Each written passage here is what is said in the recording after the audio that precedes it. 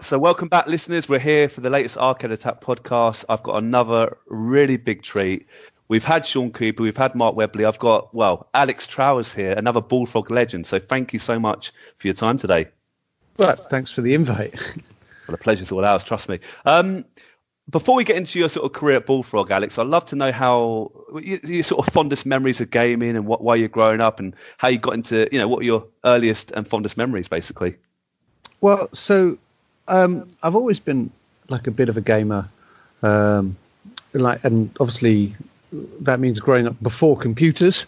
It was just any sort of gaming, card games, board games, what have you. Myself, my dad and my brother, we used to play an awful lot of games, and we were living in a very, very small space.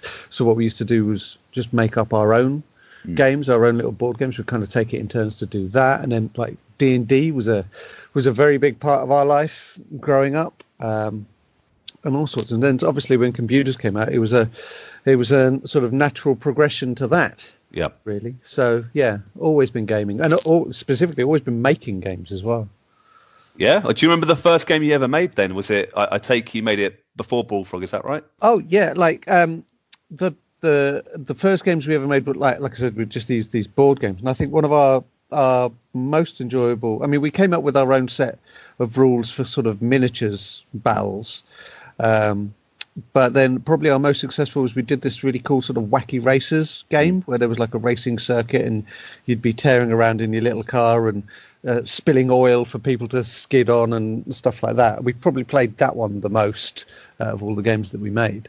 All of my computer stuff, like when I got into, I never really got beyond basic, but then I started learning a bit of C, and I used to write Lunar Lander clones. I really like Lunar Lander for some reason. Nice. Yeah.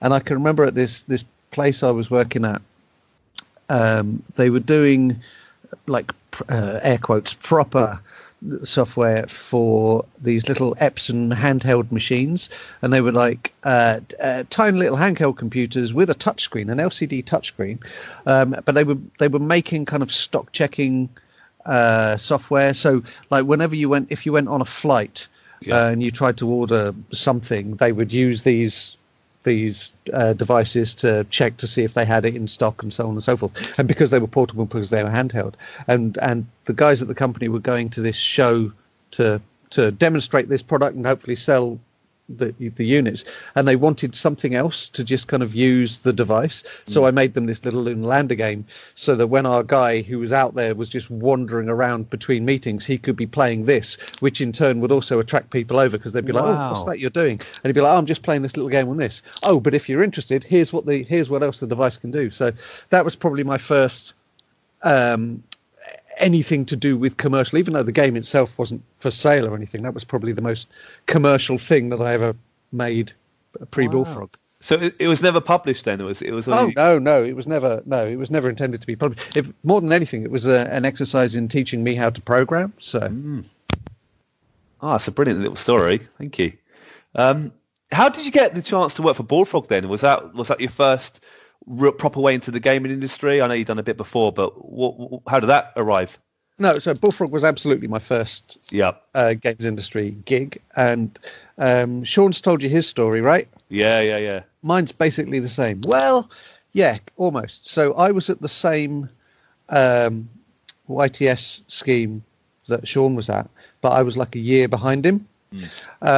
And it was a terrible course. It was absolutely appalling. The one good thing that they did was this work placement stuff. So Sean got this one at Bullfrog, and I got this one. It was a company called Pipistrel, and they were doing this handheld stuff, like I said. But me and Sean used to live over in Farnham, and we'd both catch the same bus. So I got to know Sean from there. I knew Glenn and Kevin from the local computer game shop in town. There was this little store called Ultima, which again there are quite a few Bullfrog alumni who can trace their links back to Ultima in Guildford. Wow. And so I kind of knew them. I knew of them. I used to bunk off school to play Populous with my best mate. He had an ST, and I'd go around his his house when we should have been doing, I don't know, fifth period, whatever. So I knew of them. I really enjoyed Populous. I knew Sean from the bus, and I was doing this programming, this work placement at this other place. And then one day Sean said, "Why don't you come into us? We're always looking for people." And okay, so I arranged an interview. I went in. I met Peter. Yep. We had a bit of an interview. It seemed to go really, really well. At the end of the interview, he said, "Well, that's all really good. When could you start?" Wow. And I said, "Well, because these other guys had been really good to me. They were doing I say they were doing a bang up job of teaching me the program. I don't know if you remember, but like way back when, they were the sort of scholastic book company thing used to come around schools, and you'd order these books, and there was a series of books, and it was like Better Basic or Improve Your Basic or Computer and Video Games, little books that would have like listings of code in them, listings of games, and show you how to program them, and those little pictures of robots doing their thing. And that's how I learnt Basic. Do you remember those at all? Yeah, it does ring a bell, definitely. Yeah. And it turns out that the company I was working for, the guy, the director of the company, was the guy who wrote those books. So literally, he had taught me to program from the very start. So I didn't want to mess these guys around. And I said, well, give me 2 weeks to kind of square it with them, and I don't want to leave them in the lurch kind of thing. And he was like, "Oh yeah, okay, that sounds cool."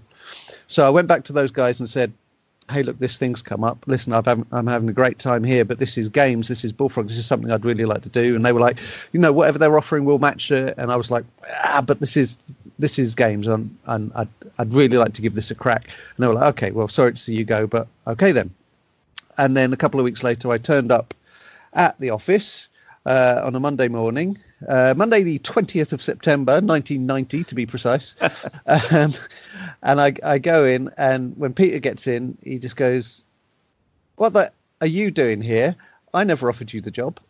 What? Really? Well, he didn't. He honestly, he never offered me the job. If you think about it, what he actually said was, "That was cool." But he just has he has a way of speaking to people that makes them believe that he's agreeing with everything that they say and kind of empowering them. And you'll see that in all of his interviews he ever does with all the journalists. They all come out of it. If you speak to any of them, they all come out of it thinking that it's so positive. It's always positive. There's never a negative spin on any of his interviews. And so I just left there just assuming that I had the job, and I didn't. So I ended up on the dole for like 6 months. Wow. Funnily enough, the guy who had the job that I was going for was a guy who was also at my school, a classmate of mine. And then eventually what happened was he left. He left to go to the States and kind of dropped them in it. And sort of 6 months later, Peter gave me a call and said, well, he used to call up every so often, every couple of weekends or so, and say, "Listen, we've got people coming in, journalists coming in. Could you come in and be playing the games to make the place look busy?" I was like, "Yeah, no problem." So I used to pop in every now and again. Like I said, I knew the other guys anyway. Yeah. But when Andy left to go to the States, Peter called me up and said, "You were really enthusiastic. Do you still want the job?" And I said, "Yeah." Wow. So that was it. That's amazing. Were you not a bit angry, disappointed, or was it kind of blame yourself? Yeah. So just around the corner from the office was this little board game shop called Alien Encounters, and it had only relatively recently opened, but I'd been going in there since they opened the door the first time, and I was mates with them. And when Pete dropped that bombshell, I kind of just walked round the corner, walked in there, and just said, "Listen, I think I've just made an absolutely terrible mistake." And they were brilliant. They hit the guy there. He just went, "Right, okay." Just went up to the shelf, grabbed a copy of Talisman, started setting it up, and goes, "Come on, then, let's play this." And that's what we did all day. We just played board games all day. He was just pulling them off the shelf, saying, "Let's try this one. Let's try this one." So, like, my dad was really, really upset. He was like, "Well, you've got to go back to that other place. You've got to beg for your job back." And I was too proud. I was like, no. They're going to think I'm an absolute idiot. And, because I was an absolute idiot. So I said no. And he said, "Well, you've got to sign on then." So I signed on, and he was always pressuring me, "You've got to go out and find another job." And I'm like, no. I've tasted that now. That's the thing I want. So I kind of just stuck it out, and eventually it all worked out.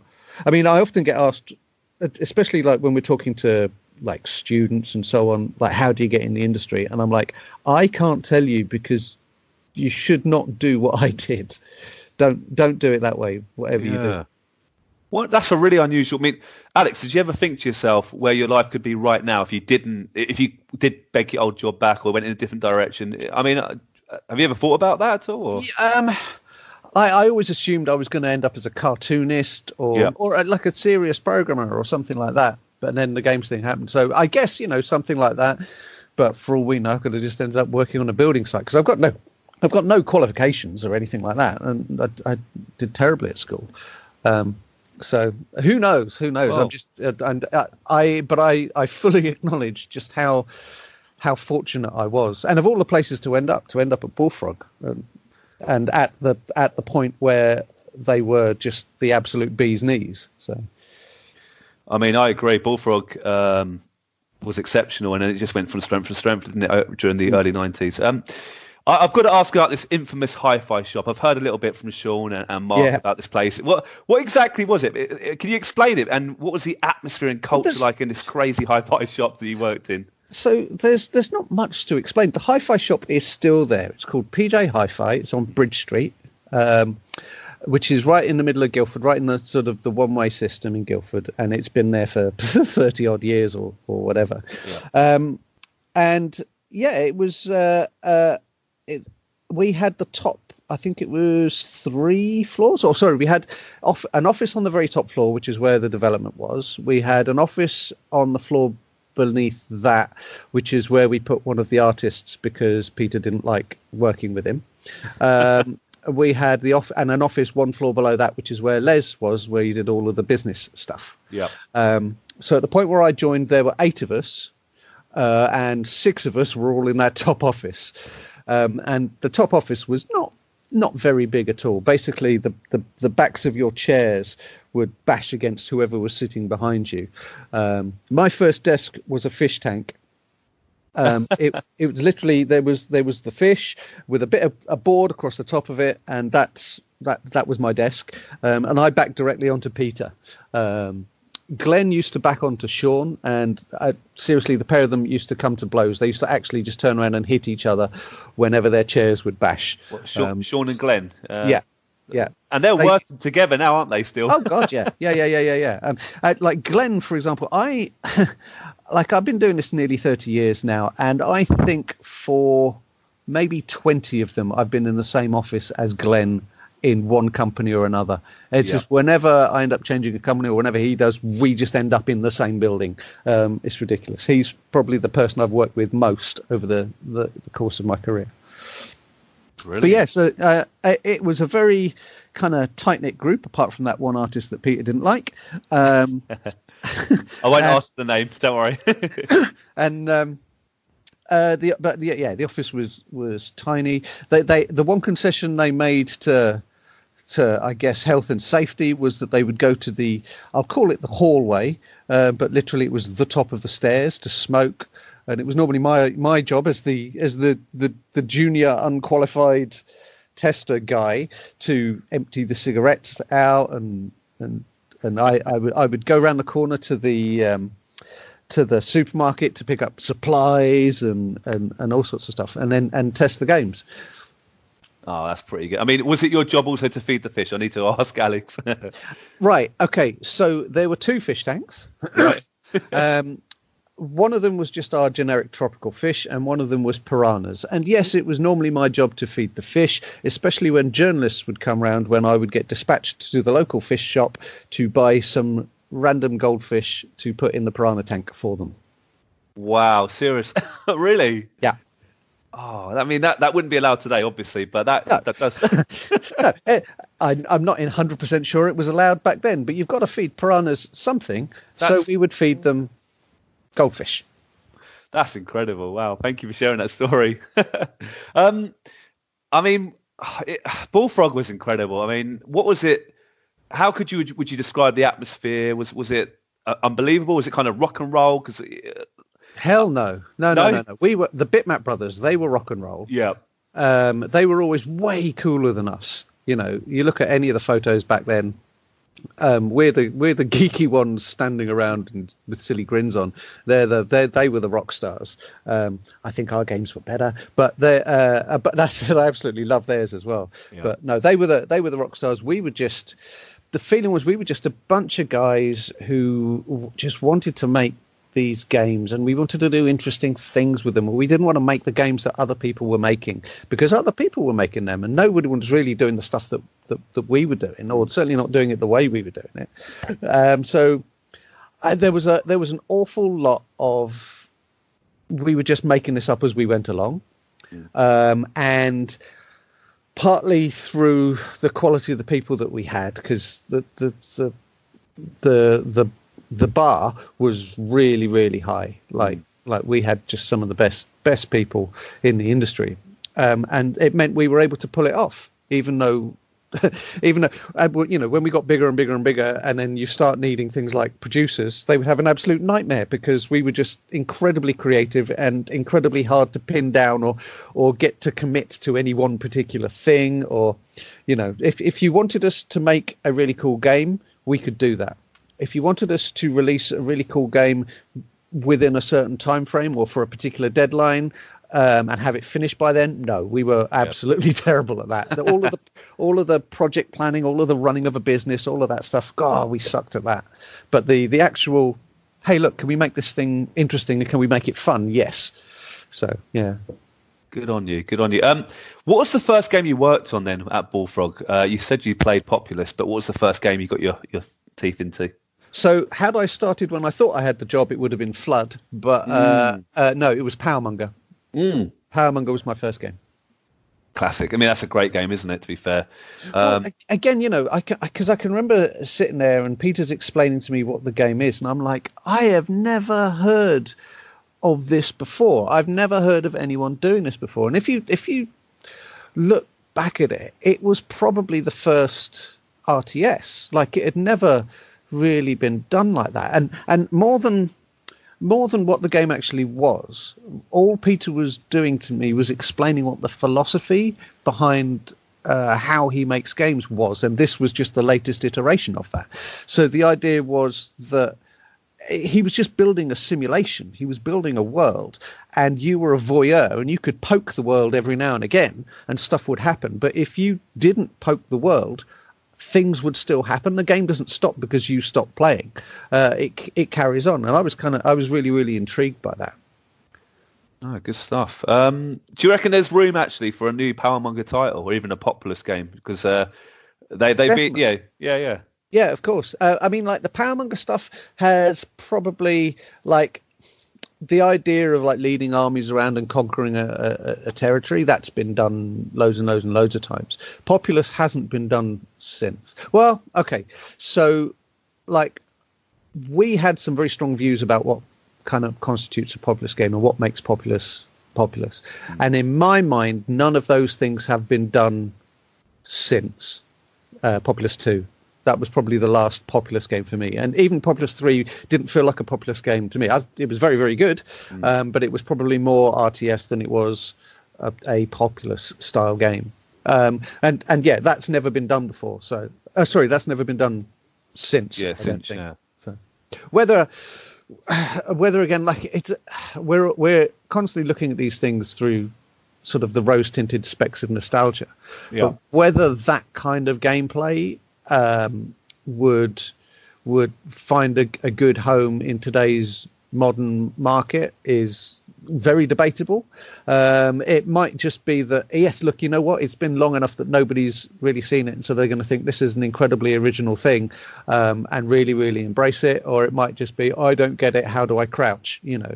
It could go one of two ways. Yeah, good. How about Syndicate? Let's move to Syndicate now, because we love Syndicate Arcade Attack. It's I spoke to Sean a lot about it. He said it was a long old slog working on Syndicate. What was your exact role on that title, and how do you kind of reflect back on it? So my role was designer, and by that it was actually right. So first of all, everyone at Bullfrog was a designer, right?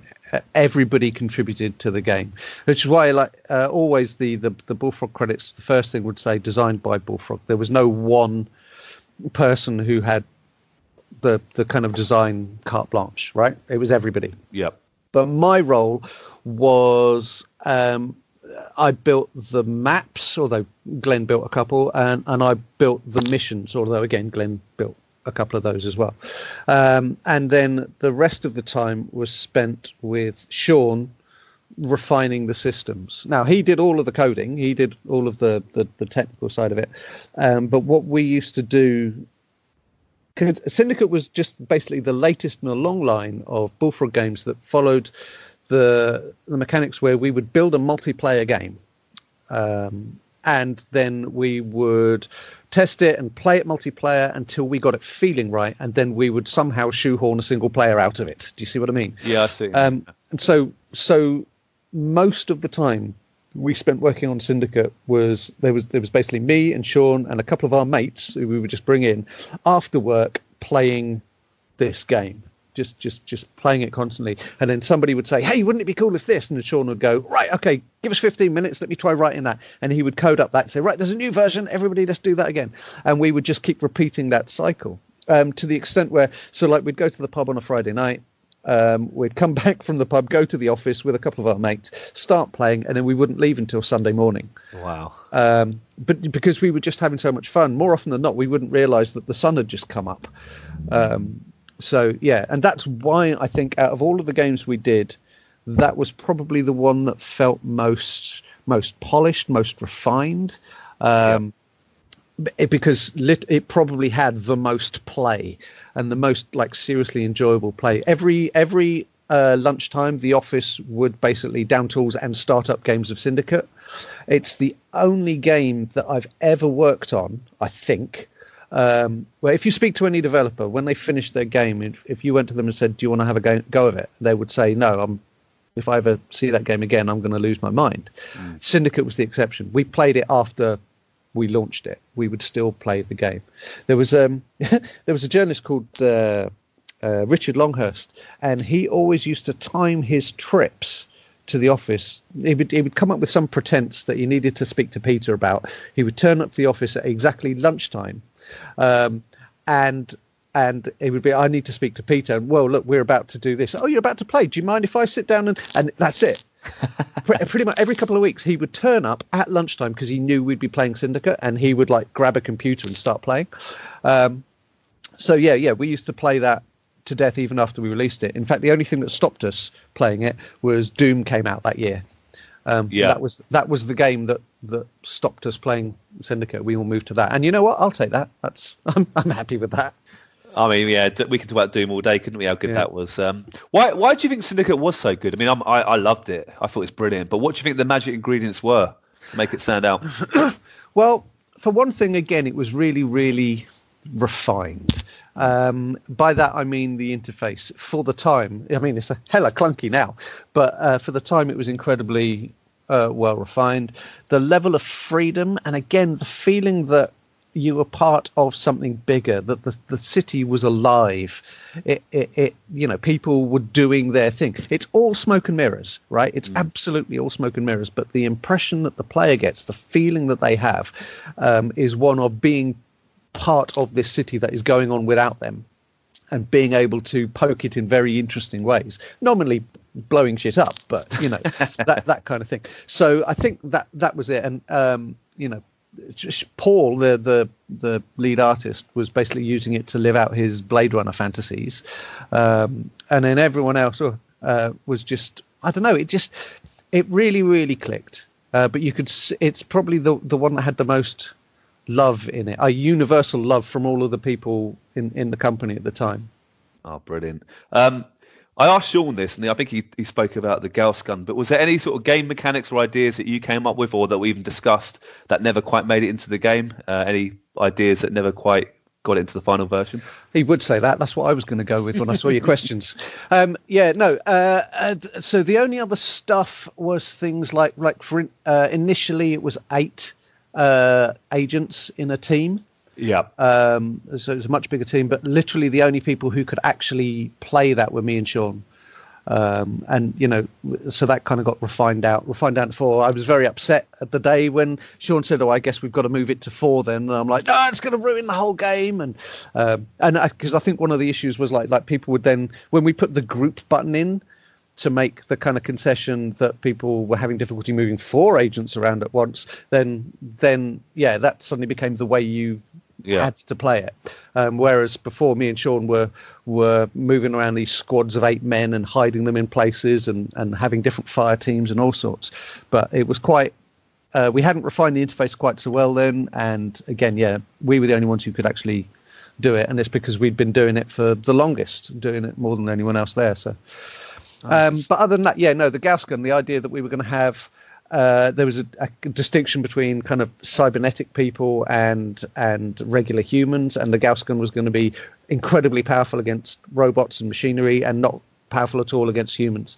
But that, because it was just one night, and it was absolutely the best night, where Sean said, "I'm going to put a rocket launcher in," and he made this rocket launcher, and we just ended up using the Gauss gun slot because we hadn't made the Gauss gun yet. Right. And so, but we didn't tell anyone. And so the next day, when we get to the lunchtime and we're going to have the game, the only people who knew about this incredibly powerful rocket launcher were me and Sean. And we were buying the Gauss gun up when you do your kitting out your agents at the start of the game. And no one else is buying it because it doesn't. Everyone knows that icon doesn't do anything. And then the screams from the other side of the office when we just started firing this thing at people. What the is that? How do you... That's it. And the whole office was they were just in love with it from that point on. Just like, that's incredible. That's the best thing ever. So that was a lot of fun that day. Oh, that's a great story. How about Syndicate Wars? Were you involved in that at all? No. So by the time Syndicate Wars came round, we were probably 140 odd people, I think. And we had maybe... including all the various different conversions, maybe about 6 projects on the go at once. So at about the time Syndicate Wars was being worked on, I was working on Gene Wars. So I didn't have anything to do with Syndicate Wars. I quite liked Syndicate Wars. I thought it was a good game, but I don't think it was quite. I don't know. It didn't quite have the same sort of feeling. What are your views about that game in particular, if you don't mind asking? Yeah. So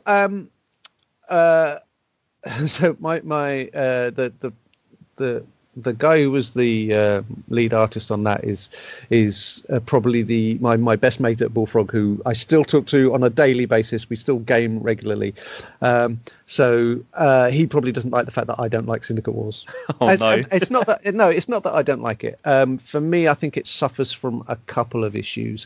One, it probably moved too arcadey for me, but the reason for that was because you needed to be able to play it on a gamepad because it was going to be a PlayStation title. Yeah, of course. So the concessions had to be made for that. 2, the art, because we moved to 3D, whereas the original Syndicate was this incredibly crisp and, for the time, high res, 640 by 400. It looked really, really crisp and clean. And then suddenly, to make everything work with 3D and polygons and everything, it had to be this 320 by 200 thing. So it just looked a bit blocky to me. So I didn't particularly like that. And the writing for the missions, I just didn't get on with that at all. There was far too much waffle there for what you were doing. But it was definitely a worthy sequel. Lots of people still absolutely love it. It just wasn't. I don't think it hit the same notes that the original did. No, fair enough. And I notice, we're obviously not going to talk about the next Syndicate game, which isn't even remotely Syndicate. We can talk about it. No, but let's not. No, I haven't played it myself, but it had quite bad reviews, didn't it? I think. PS2 game. After Syndicate, did you move on to Magic Carpet, or is there any games before that? So let me think. I'm trying to get the timeline right. Yeah. So after Syndicate, it would have been Magic Carpet. Yes. Brilliant game. Yeah, and that was a lot of fun as well. That was again, it was one of those. The thing I always liked about us as a company at the time was, like, you could tell that other developers were always kind of wary of what we were doing, right? Because we were doing our own thing. And everybody else who was doing their particular aspect, be it that they're making platform games, or they're making flight sims, or they're making whatever, they were always like, yeah, okay, but yeah, Bullfrog are fine, but we're kings of doing this thing. And so when it was suddenly announced that we were doing this thing that kind of looked like a flight sim, but like no flight sim you'd ever seen before, we started to get contacted by these other developers who were a little worried. The impression we got was like they were going, hang on, why is Bullfrog muscling in on our turf? Can't they leave us alone? Aren't there enough other games, weird, quirky games for them to be working on? Why have they got to start making a flight sim?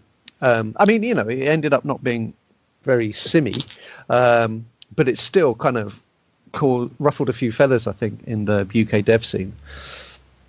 Well, in a way, that's a good thing, isn't it? It keeps people on their toes a bit. Oh, absolutely. I think we put the fear of God into some of them. Like, oh, hang on, they're going to turn their head to this as well. No, leave us alone.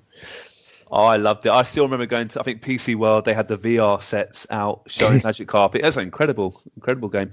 I think it's a bit of a problem with the VR headsets like that first time around, because obviously these days they're just brilliant, but the problem we found was because obviously nobody knew really what they were doing or how to implement them, so we just did a straightforward mouse replacement. But the problem with that was because so much of the game involved what we would call circle strafing around a particular target, so you're always turning and you're always kind of moving sideways, people would end up strangling themselves with the cord. Oh, really? I mean, yeah, could you imagine hearing someone? Oh, that'd be terrible, wouldn't it? Someone's been killed because of your game. Yeah. Oh, wow, shouldn't be laughing. Enjoying the show? Why not check out some other great retro gaming podcasts like Retro Asylum, The Retro Hour, RGDS, Maximum Power Up, Arcade Perfect, and The 10 Pence Arcade. I think this is a bit of a silly question, but there's rumours about it, so I'd like to just almost put a stop to it. Magic Carpet, was it ever originally in production for the Amiga? Is that a stupid question or what? There is no way the Amiga could have done it. No. There was the genesis. I can probably tell you where these rumours have come from, is because the project itself started off called Populous Village. So after we were going to make another Populous-y thing, and Glenn worked on a different way of doing the tiles, and that started on the Amiga, but very rapidly moved to the PC, where it all suddenly became proper 3D. He had this weird voxely thing going, if I remember rightly, and he was experimenting with all kinds of weird stuff, and that project morphed into what would become Magic Carpet. So that's the only possible link I can think of to the Amiga. But no, there's absolutely no way the poor little Amiga could have done anything like that. I take it you're a fan of the Amiga, though. Is that fair, Alex? Or yeah, I loved it. I really, really enjoyed the Amiga. Happy days. Like I said, I mean, like I started off playing Populous on the ST around my mate's house, and then when I thought I'd be in with a sniff of the Bullfrog gig, I went and got an Amiga. Nice. Upgraded from my Spectrum, which I also loved, to this Amiga, and it was like, oh, okay, yeah, this thing's pretty cool. Yeah. Oh, we're massive fans. We're massive, and actually, I got the Spectrum first in the Amiga, so we went on the same direction. Yeah. Regarding Gene Wars, I mean, that was actually one of the first games I got for my PC, and I enjoyed it. I thought it's a really ambitious title. It tried different things, but it didn't seem, correct me if I'm wrong, but it didn't seem to really catch on quite like your sort of previous titles. Why would you agree with that? Why do you reckon? Yeah, 100%. So I think there are several reasons for that. The first reason is that it never got the buy-in within the studio. Yeah, it never had everybody in the studio going, we're going to make this game and it's really, really cool. Part of that is because the studio was a lot bigger, but part of that is because the game was pretty weird. It didn't actually start out as Gene Wars, even remotely, or anything even remotely similar to that. What it used to be, basically, there was a guy, a really nice American guy called Richard Reed, a very good friend of mine, and he had this game called Biosphere, which he was touting around to a number of studios, and they'd all said no, including EA. EA had said no to this thing. Right. And a disc arrived at the Bullfrog office one time, and Peter asked me to have a look at it and sort of review it and see what I thought, and I loved it. And it was a game about you controlled like a group of interplanetary specialists. They were like geologists and botanists and these kind of weird, disparate characters, and you would go to a space station where the aliens in the space station would say, we need a planet that does this. It needs to be this hot. It needs to have this much land. It needs to have this much vegetation and this much of an ecosystem. These creatures must be on it, and there can't be any of these things on it. Can you tailor a planet to our needs? And you would go down to the planet, and using these characters, you would change the planet in such a way that you fit the design brief. And I loved it as an idea. And I said to Peter, look, we should make this. And he was like, and it kind of went on and on for years and years and years. And we started making it. We got Richard over. We hired him full time to make it, and I would be working with him. But the problem was that, like I said, that was a pretty weird thing, and we never got the buy-in, and we took too long. We just took ages. So eventually Sean was drafted onto the project.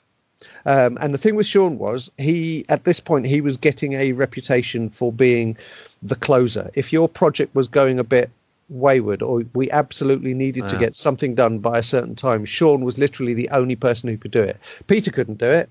Glenn couldn't do it. Right? It had to be Sean. Sean is the one who would finish a game. So he got put onto Gene Wars, and after only a couple of weeks, he was like, right, look, we need to make something different. We need to finish this game. It's gone on too long, and we need to make something different.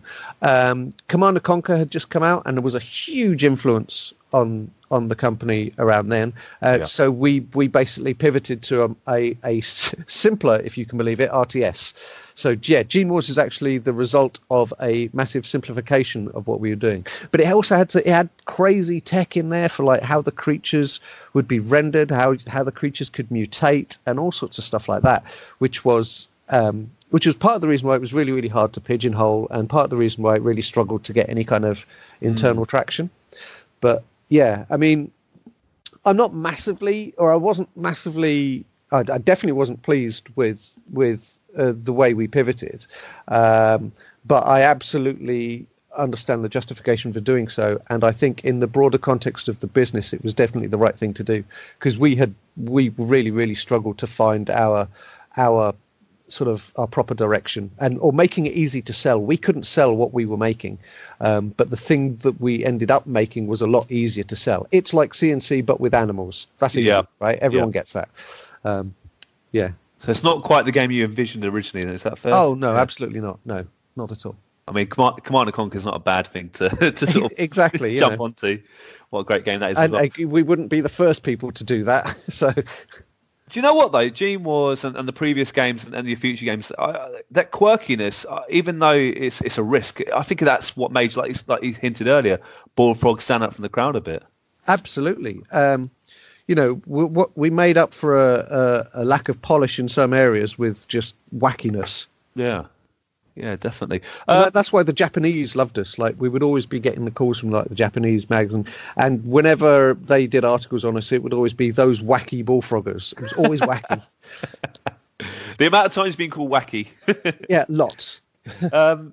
Oh man, I mean, actually, before we go on a little bit further, I'd love to ask you about like the Amiga scene a bit before. Like you mentioned Bitmap Brothers, who I loved as well, and Sensible Software I used to love as well. Who did you look up to the most back then, or who did you see as your big rivals? Well, it was definitely the Bitmaps. I don't know about rivals, because again, well, even to this day, right, the industry is a tiny place. Everybody knows everyone. Everybody has worked with everyone at some point, so like they used to come to our parties and what have you. Like Gary Carr, for instance, he's working with Mark Webley at 2 Point, but he was like an artist there, and he had previously worked with a whole bunch of the Bitmaps at Palace, and I think he'd even done some work for Bitmaps. And ultimately, when he left Bullfrog, he went to the Bitmap Brothers for a brief period as well. So, there was a whole lot of cross-pollination. They were the ones whose kind of reviews we would look out for, not just because they made some amazing Amiga games back then, but also because they were kind of our friends. But yeah, out of all of them, they were the ones we probably had the most contact with and respect for. Yeah, no, I have to agree. Some great games. And actually, I'm sure you heard, Alex, I think Rebellion have bought the rights for their games. How crazy is that? I'm looking forward to a new speedball game, like done properly, like a really good speedball game. That'd do me. 100%. I mean, would you like to? I mean, it's a bit of I've definitely put this in your questions, so apologies. But would you ever like to see that happen to Bullfrog and get the classic titles back out there, kind of Rebellion style? I know. Yeah.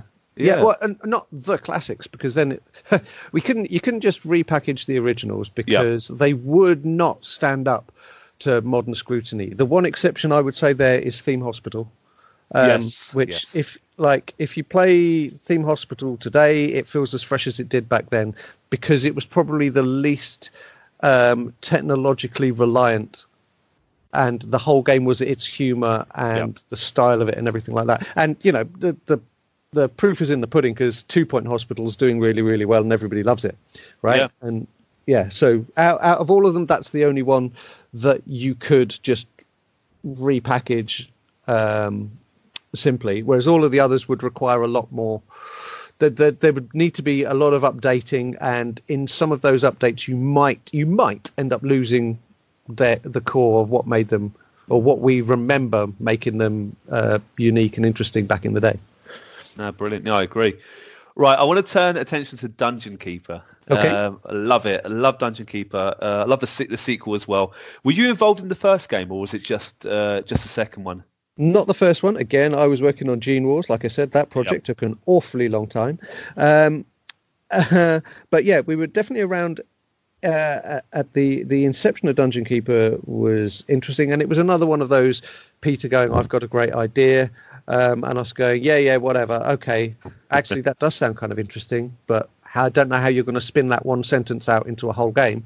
But the interesting thing with the first Dungeon Keeper is that Peter kind of wasn't around, because this is about the time when EA bought us. So he was having more and more responsibilities not in the office, right? So he wasn't around for a lot of it. And he just planted this seed of, you've got to be the bad guy in a dungeon crawler, right? You've got to run the dungeon, and the nasty heroes are going to come in, and you're going to have all these creatures which are going to fight them, and la.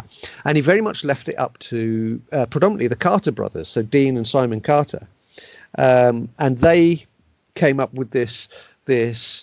I guess you could call it was pretty traditional. It had a very sort of traditional fantasy role-playing game feel to it, but flipped on its head. And it was incredibly detailed. There was a lot of simulation there, and it was interesting, but a bit kind of clunky, maybe, I guess. You know, we hadn't really sorted out the interface, but it was just it had I guess the closest thing you could look at it these days would be Dwarf Fortress. They basically wrote like a goblin Dwarf Fortress, I guess, is the simple way of putting it. Which was cool, and they kind of were left to their own devices to do that for a couple of years, and then Peter kind of came back in one day and just went, "This isn't working. We're going back to square one," and they essentially reset the project and started again from scratch. Like a lot of the artwork carried over, but and I think the engine did, but the way it was presented and the interface, then it became the tapping on blocks to mark them for mining, and the hand, and all sorts of stuff like that, and was just incredibly streamlined and much more kind of focused from that point. So it was a really good idea. But if anyone ever wonders why Dungeon Keeper took so long to make, it's because we made it twice. Yeah. Well, yeah. Wow. I mean, but then it was worth the wait, because it was a great game. Were you a fan of it yourself, the finished the product? I didn't have time to be a fan. I was too busy on the other project. But no, I liked it. I loved the premise. I loved the mechanics. I loved the simplicity of the manipulating the creatures. And again, for me, a core tenet of those games and why I like those games is the voyeuristic aspect. I was happiest when I had my dungeon and it was running and I could leave it. And I really, really hated the fact that these heroes would come in and just tunnel their way in and ruin my entire dungeon. That really used to wind me up. But yeah, no, I liked the game. I thought it was pretty cool. It's a clever game. How about Dungeon Keeper 2 then? You were involved in that, is that right then? Yes, so I was one of the core design team on that. There was myself, Sean, my brother, and a guy called Zy Nicholson. and we were the like the systems designers, and then there was a suite of people who would actually level designers building the actual missions and stuff as well. But we'd be coming up with all of the different systems at play and how they all work together. Good stuff. How? Yeah, sorry, Alex. No, that was it. So I mean, and Dungeon Keeper 2 was basically just more refined, I guess. You know, it didn't innovate in the same way that Dungeon Keeper 1 did, but again, it doesn't have to. But we made it a lot more streamlined, or all of our innovations were kind of under the hood. The combat, for example, was incredibly detailed. There was a whole system at play for like how different creatures would react to different situations. There were sort of different classes of creature, how they'd behave in combat, whether they just rush straight in or try and get around the back or stay back and use ranged attacks or all sorts of stuff. And it worked together really, really well. So again, at one point, it's really, really fascinating to just watch these battles unfold. But then because everything in the sequel was kind of bigger and better and more, and because we've done stuff like, right, well, now you can pick up as many creatures as you want in your hand. Yeah. You could pick up all of your creatures and place them wherever you wanted, making all of that cool stuff we've done for the positioning and the location-based combat pretty moot.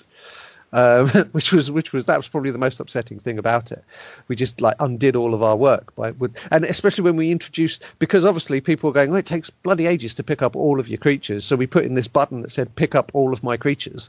That would just make it absolutely like refining out the cool stuff to do with the combat, the cool kind of voyeuristic stuff, the detail there. It all just got smoothed too much. Yeah. Yeah, no, I remember that button actually. I use it quite a lot. Yeah. How about Dungeon Keeper 3? Was that in development at all? Were you involved in that at all? So Dungeon Keeper 2 was my last project for Bullfrog. Okay. I left just before it got released. Now, but Dungeon Keeper 3 had been mooted before then. Oh, really? Hello? It was it was, and so there was a lot of concept art that existed. The premise of hey, look, can we do it overground now? Will the engine be able to cope with us doing overland stuff? That had all been mooted around the time I was leaving. So yeah, there was definitely some things going on. 100%. Oh yeah, absolutely. The intention was always to make a third. Yeah, well, we'll talk about the controversial third game in a second. Again, like the third Syndicate before it, the third Dungeon Keeper is not. It's just not. I can save you a lot of time by saying no. Have you played it? I like to ask actually. Has anybody played it? You don't play it, do you? You sit there and you click through things, you tap through things until No, that's. They got a lot. And I've spoken to a couple of the execs since then, and they all acknowledged that no, that was a terrible misstep. They know they got it wrong. They kind of underestimated the sort of backlash that it would receive, and they fully acknowledged that and realized that they made a terrible mistake. Like Dungeon Keeper on mobile on a touchscreen device could be perfect. Yeah, right. It's a brilliant game for it. It is. You're tapping on the little guys. You're tapping on the landscape. You're dragging stuff around. Perfect interface for it. Just make that game again. But that's not how mobile games work. So. No, good. And I agree completely. It got ridiculed completely, didn't it? Let's be honest. Yeah. Let's talk about Electronic Arts briefly, if that's all right, because you mentioned earlier they came over, they took over the company. I've actually spoken to Trip Hawkins in the past, and he saw you guys, Bullfrog, as a brilliant opportunity to expand into the UK, and he obviously respected what you did. But I asked Sean the same question, and he was not particularly. He basically said the mood changed overnight almost. Now, again, I don't want to put words in your mouth, Alex. I'd love to hear your sort of side of the story. I agree with Sean. Yeah.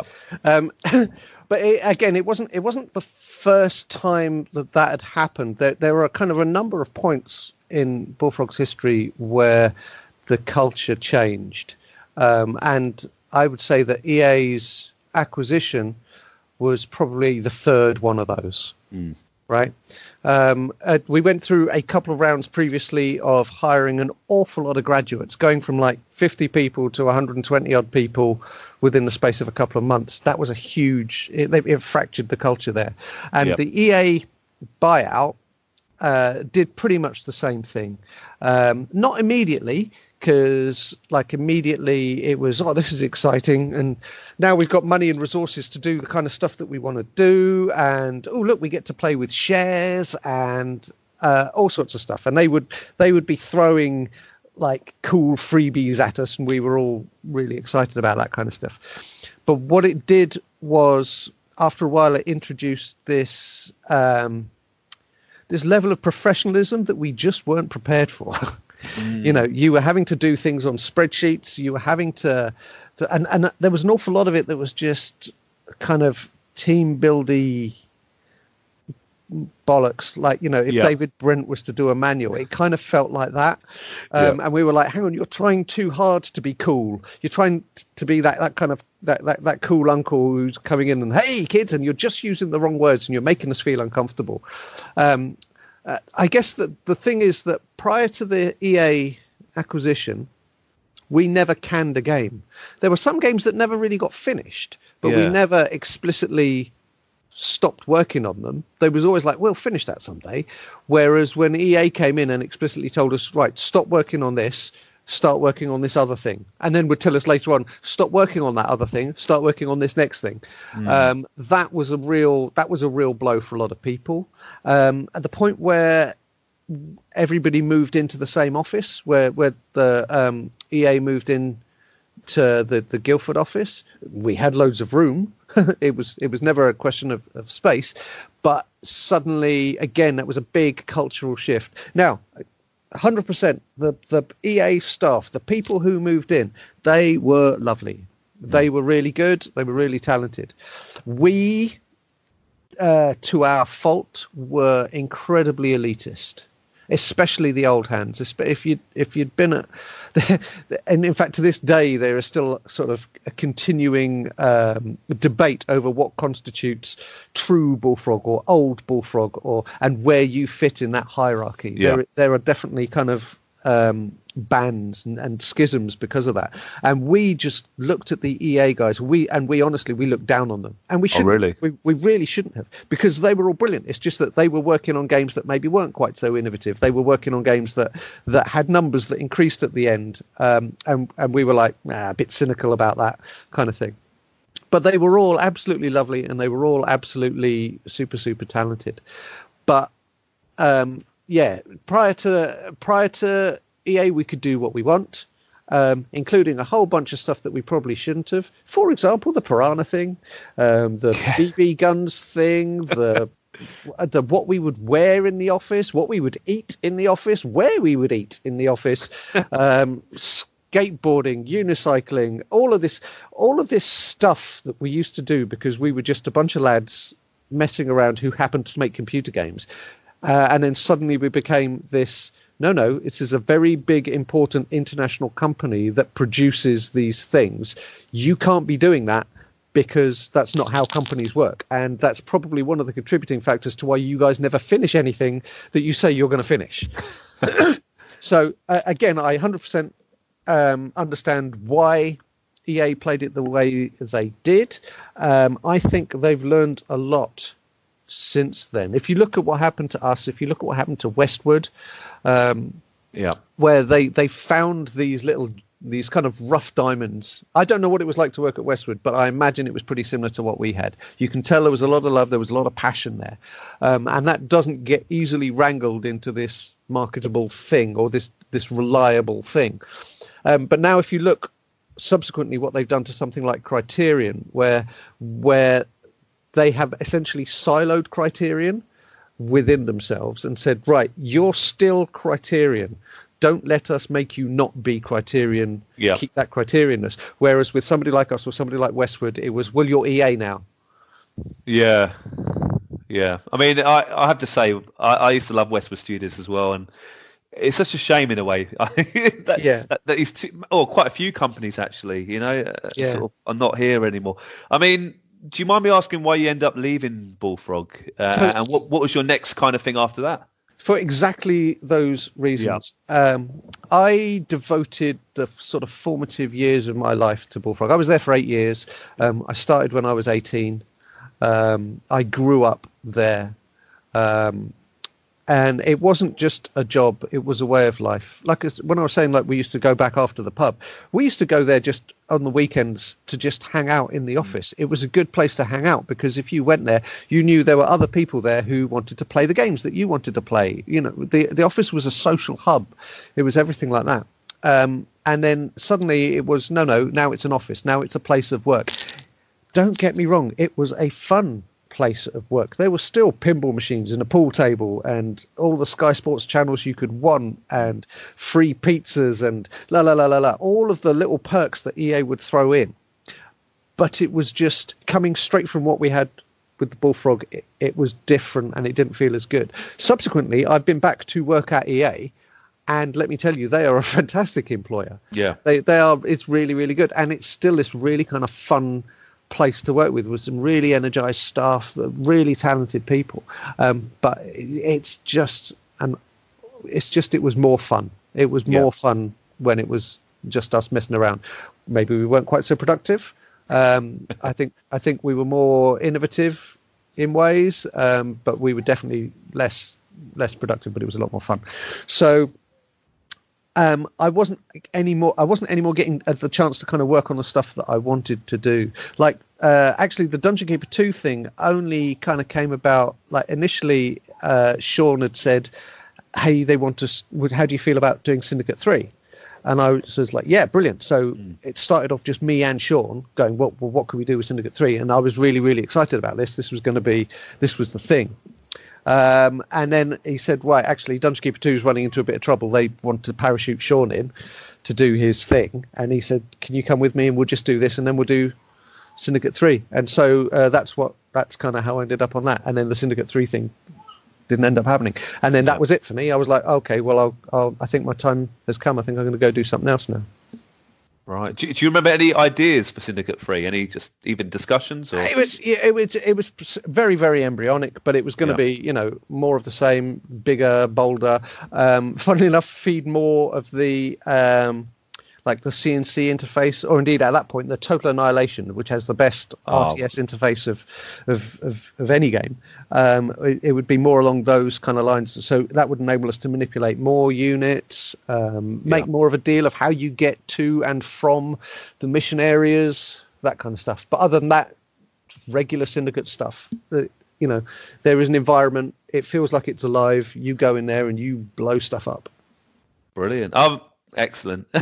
There's still plenty. There's a gap in the market. I think there is. That would absolutely fly today. I think, Alex, you want to get on it, man. I think. Yeah.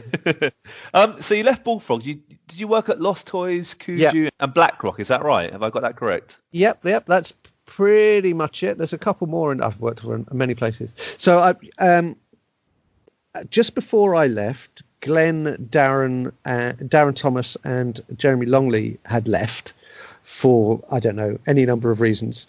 And they said, we're going to do this thing. Now, if you look at the Guildford games scene around that time, you've got Lost Toys, you've got Mucky Foot, loads of these little, and you've got, and Lionhead, what would become Lionhead. Every single one of them, as a Bullfrog offshoot, was a collection of ex-Bullfroggers going, how do we get back to what we used to do? Yeah. How do we recapture those glory days? So every single one of those little companies was founded with that in mind. We don't like what Bullfrog has become. The EA machine isn't for us. How do we go back to being this small, agile, work on quirky, interesting titles thing? And then so I was supremely interested in that idea. And so I just went along with Glenn one day to see what they were up to.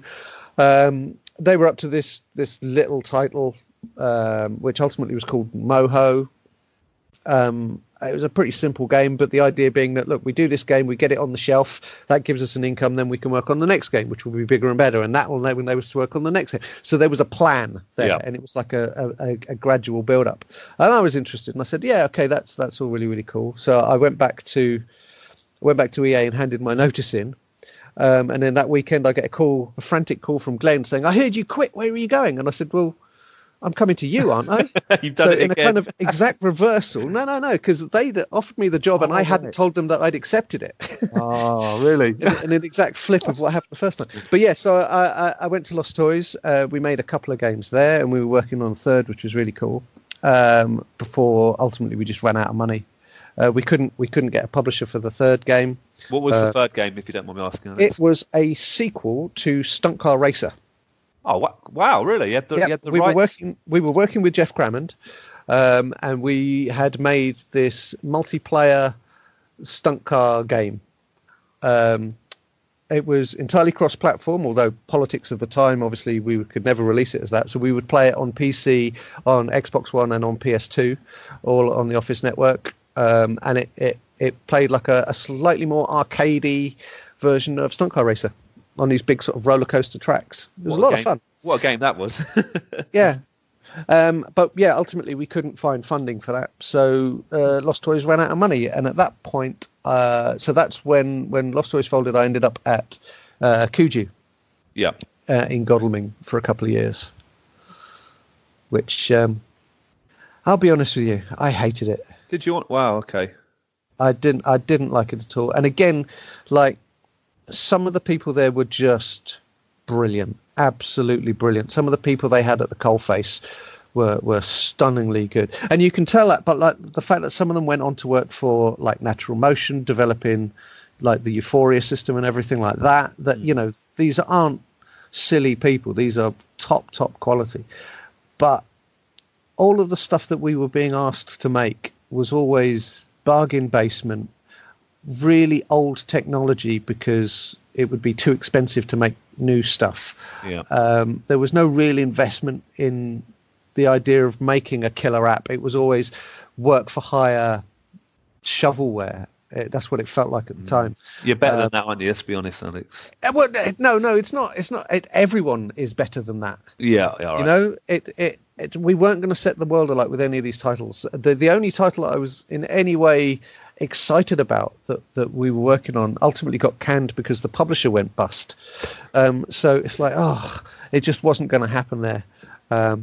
So after that, I went on to throw my lot in with Glenn again, and we set up our own little company to make PlayStation 3, like PSN stuff.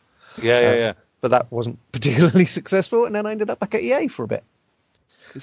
Working on my first Harry Potter game. Of course, yeah, I saw that on your list actually. I mean, Harry Potter, that must have been pretty fun to work on, right?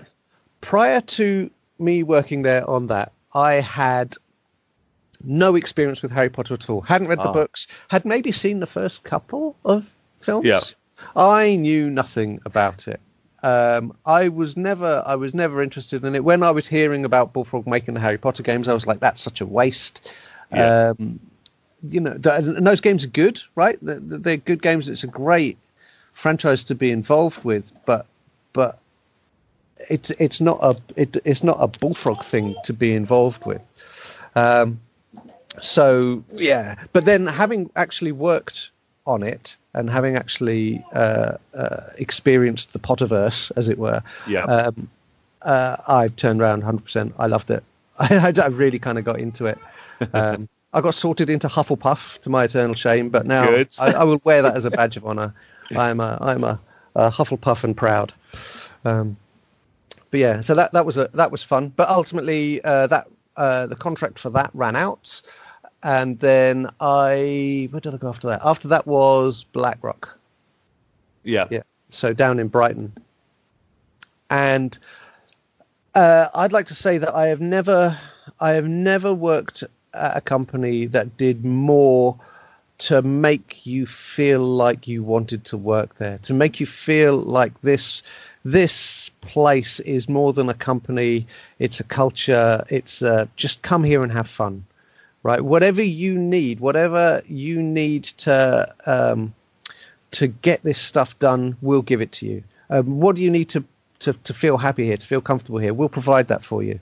They absolutely went out of their way to make you feel like you were part of this thing. It was ridiculous. It was awesome. But sadly, I never actually got to release any games there because they just kept canning whatever it was that I was working on, which was kind of really, really depressing. But the culture there, the studio culture there was absolutely one of the best that I've ever experienced. Oh. And again, the quality of the staff was just absolutely stellar. Like, especially like, for instance, all the people making the car models or all the concept artists, they were ridiculously good. Absolutely ridiculously good. Top tier. It was really good. Oh, good stuff. What are you doing now then, Alex? Are you still in the games industry? Or? Still in the games industry. I am, I'm doing contract design work for, funnily enough, a group of people in Guildford. But I'm an independent developer. We did, after BlackRock, I went to one of their spin-offs. When BlackRock folded, it did the same thing again. And all of these little companies sprang up. So Boss Alien, what would become Hangar 13. I think they were what they called Short Round or something before that. There was a whole bunch of little studios in Brighton sprung up, and I went to Boss Alien and started working on like mobile titles. I did a little bit on CSR racing, but not much. And then again, sort of reprising my role that I had at BlackRock, which was sort of concept prototype guy. I was working on the thing that we wanted to become the next game, or any number of things that we could turn into the next games, but none of them ever really kind of came to fruition. And then when I left Boss Alien, which by the way, because we had taken, there's this, the art director at Boss Alien was a guy called Jay Green, and he's now Electric Square in Brighton, and he was the person who was most responsible for the culture thing at BlackRock and then subsequently Boss Alien. So Boss Alien just assumed the mantle of BlackRock and how it decided to treat its stuff. So it was just phenomenal. And that is 100% down to him. So I can only imagine that Electric Square is just one of the most amazing places to work at. And it's all because of him. But anyway, so after that, I got into a bit of trouble. Or we made, let me say, do you know how I made that questionable decision right at the start of this? The whole thing.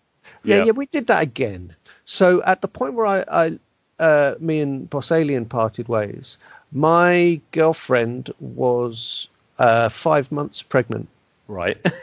And so rather than going and getting another job, what we did was kind of ask ourselves, well, do you reckon we could make a game and put it out before the baby gets here? So we did that. And we made a mobile title in 4 months. And I don't know if you've ever tried developing a game when you're heavily pregnant, but it's not particularly easy. No, I bet that's very, very difficult. But it was a deadline that we had to hit. We couldn't shift it. It couldn't slip because this baby's coming one way or the other. And when the baby gets here, you're not going to be able to do this, right? Yep. So we had to get it done. And that was an incredibly focusing element, right? And so we got it done, and it did okay. It was all right. And so we thought, well, let's do that again. Yeah. So that was called Glyph Quest on Glyph Quest on iOS and Android. And then so we thought, well, that kind of worked. Let's do it again. And I don't know if you've ever wondered how hard it is to make a game when you've got this little baby and it's no longer neatly packaged up inside a belly somewhere, but you've got this little thing that you can't put down that needs constant attention. But it's freaking impossible. But we made the sequel, and sadly that absolutely tanked for a number of reasons beyond the scope of this conversation. Yeah. But we managed to make a third, which again absolutely tanked. And so now I'm out as a sort of jobbing designer, and I'll go and work for other people, right? Other people will come to me and say, look, we'll pay you actual money, and I'll do design work for them. So currently I'm working for a company called Flaming Fowl in Guildford. But I've done like a bunch of stuff for all sorts of companies all over the place, and everything from sort of mobile titles to VR. I've done quite a few VR projects, which is always really exciting. But yeah, Brilliant. so yeah. No, Alex, look, I think your resume speaks for itself. So, well, if there's anyone listening, where's the best place to contact you if they got a sort of game up their sleeve? Is it Twitter? Because is that a good place to get you? That's always something. Just bulk paint. There is only ever one bulk paint, and it is me. I'm always open to things. Like a lot of my time I spent I'd like to think paying it forward. So I do a lot of work where I go around to universities and so on, and do lectures or workshops to the students there. But although it's always really depressing when you're standing up in front of this group of students and they're like, so how did you start? And I said, well, I started at this place that you've never heard of because you weren't born then. Yeah. Although, within the industry, it is amazing how much love there is for Bullfrog and how much cachet the name still carries to this day. I think that is its lasting legacy, is the people you meet from back then and what they've gone on to do. I'm thinking about your Alex Evanses at Media Molecule and your Demis Hassabis at Deep Mind and all that. The people that we had were just incredible to a man. Good on you. Well, Alex, man, it's been a really good chat. I really appreciate it. If that's all right, I've got a few quick fire questions. You can have like yes or no answers or really quick answers. Is that all right? Yeah, absolutely fine. Fire away. So really quick fire. So Mario or Sonic? Mario. Tea or coffee? Neither. Really? I tell you, right. Hot drink of choice is hot Ribena.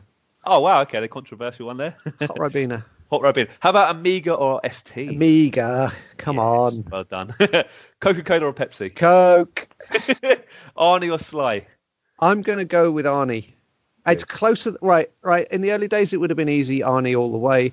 But as I've got older, I've got more of a respect for Sly. But it's still going to be Arnie.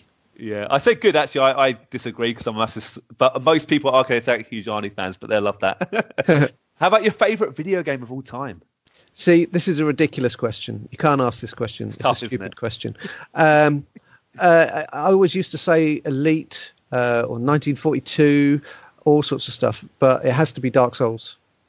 I've never played Dark Souls. I might then check it out. This call is over. Well, you've wasted 2 hours of my time. What the hell? Sorry. I'll have to check it out. How about favourite film? Aliens. Oh, what a classic. How about your favourite video game film? That's there are no good video game films.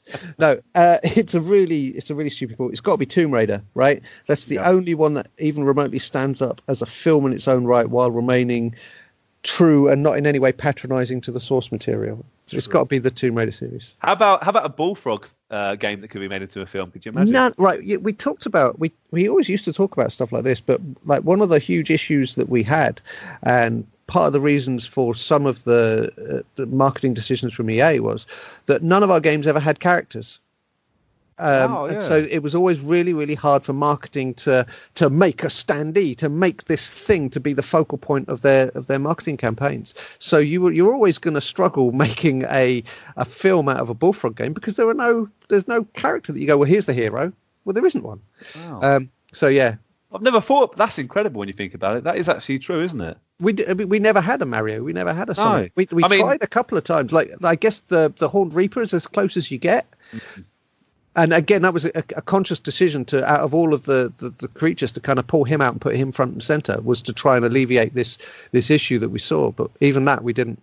I think it didn't go all the way. Do you know what? You kind of missed the trick a little bit. You could have made like a Bullfrog character, like Super Frog, couldn't you? What do you reckon?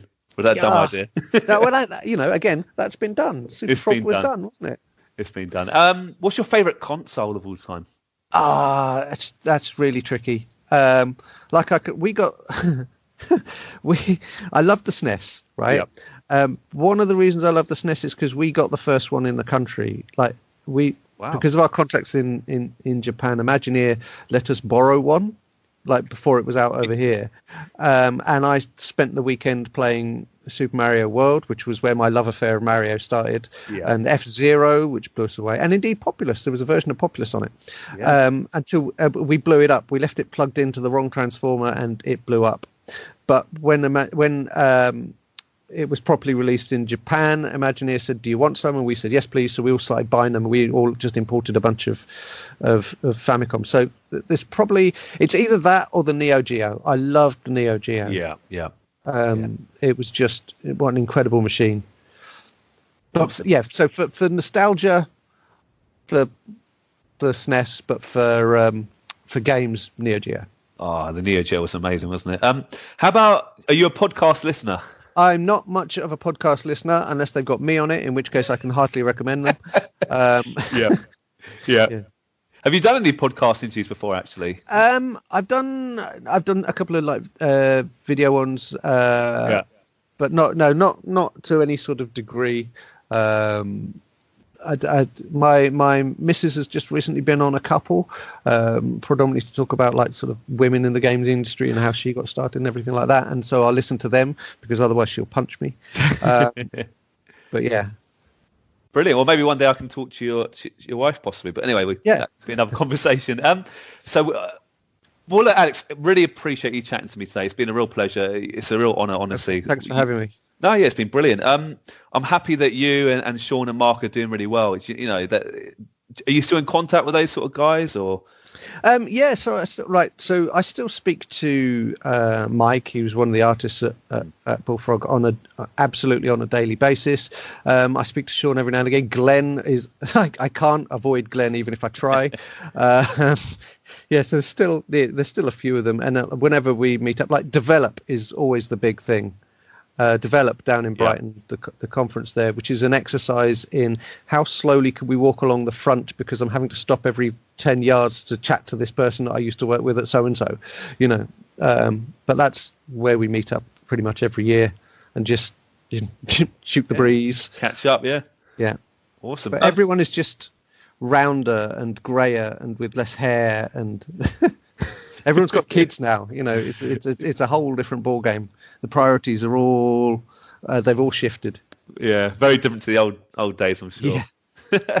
I've got one more final question. I ask all my guests this, whether it's a text interview or a podcast, and I'll tell you there's an answer I get maybe 50% of the time. So I'll be really interested in who you say. If you could share a few drinks with any video game character, who would you choose and why? See, I saw this on your list, and I was like, I've got no idea. And I was trying to think of a funny one. I couldn't think of a funny one. I honestly don't know. I guess So I guess the kind of group that I would have got invested in would have been, I'm going to say Knight Solaire from Dark Souls, because he's a Sun Bro, and being Sun Bros is cool. And I don't know if we would drink, but we would bask in the radiance of the sun while praising its incandescent glory, and I'm fine with that. Brilliant. I'm gonna have to check out Dark Souls 100%. You're gonna hate it. You reckon? You're gonna be there going, why is he making me play this? It doesn't do anything I want it to do. Well, I'm gonna sound really stupid now. What sort of game is it? What genre is it? Is it a RPG? It's an action. There's RPG elements. It's a third-person action adventure game. It's incredibly brutal, but with categorically some of the best level design you will ever witness. However, it is absolutely brutal. You are going to get incredibly frustrated with sections of it, but when it clicks, and when you overcome that adversity, it fills you up like no other game has done before or since. Brilliant. It sounds like a dark Zelda. Is that true? I'm a massive Zelda fan, but I'll check it out. Yes. You could. I'm going to plug somebody else's thing. You could buy the book "You Died" by Kezzy McDonald and Jason, I want to say Killingsworth, which is kind of all stories from around Dark Souls and what people think of it and everything. That will give you a very good grounding on what the game is and why it means so much to some people. There you go. Alex, thanks so much for your time today. A real legend, and I'll let you know, of course, when it's out. But yeah, really appreciate your time. Thank you. You're welcome. Thanks a lot.